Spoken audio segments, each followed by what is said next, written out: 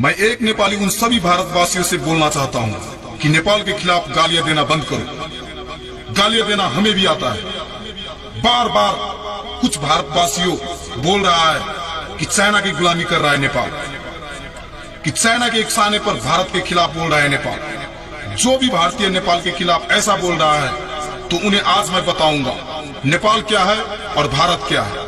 तो सुनो, हमारा देश नेपाल जो न कभी किसी के सामने झुका है न कभी झुकेगा, वो है नेपाल।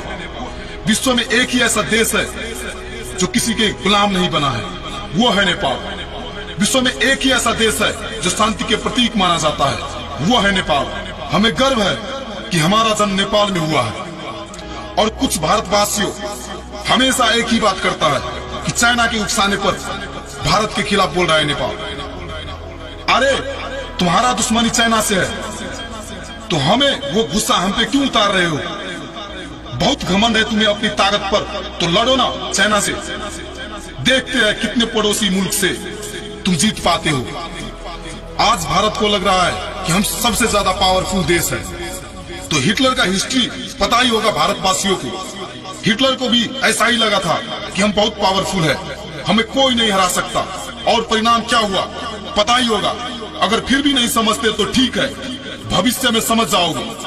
अब सुनो, अगर लीपू लेक और काला पानी के बारे में वास्तविक तथ्य बाहरी दुनिया को पता चलेगा तो भारत की प्राचीन सभ्य शालीना पुरखों द्वारा अर्जित इज्जत और विरासत मिट्टी में मिल जाएगी।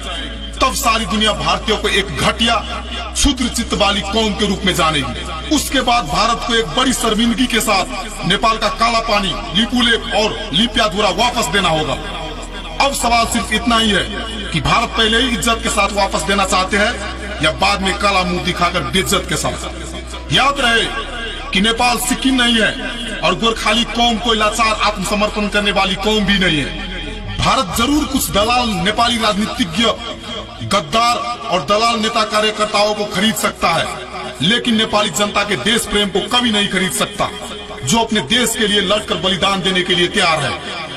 अब हम एक बार इतिहास की तरफ झांकते हैं। जब पूरा भारत अंग्रेज की गुलामी में जकड़ा था, तब नेपाल अंग्रेज के साथ डटकर लड़ रहा था। बहुत सारे भारतीयों को यह भी पता नहीं होगा कि अंग्रेज भारत छोड़कर जा चुके थे, लेकिन राजस्थान और बाकी 1 दर्जन राज्य मिलकर अंग्रेज को चिट्ठी लिखी और कहा कि आप वापस आ जाइए हजूर और खुलकर भारत में व्यापार करें। इसका कुल अर्थ इतना ही था, अंग्रेजों आप भारत आओ और हमको लूटो।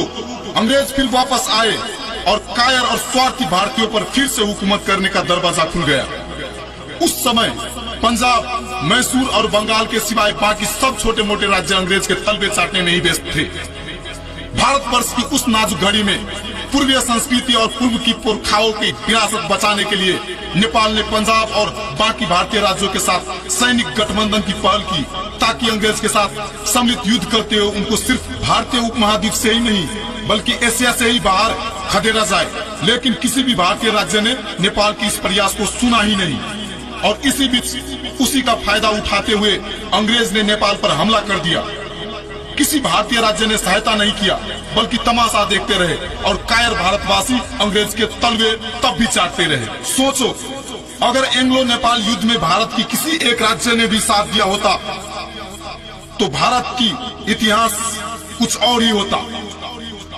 भारत 150 वर्ष पहले ही अंग्रेज की गुलामी से मुक्त होता और वो भारत आज हमें बोल रहा है कि चाइना की गुलामी कर रहे हो।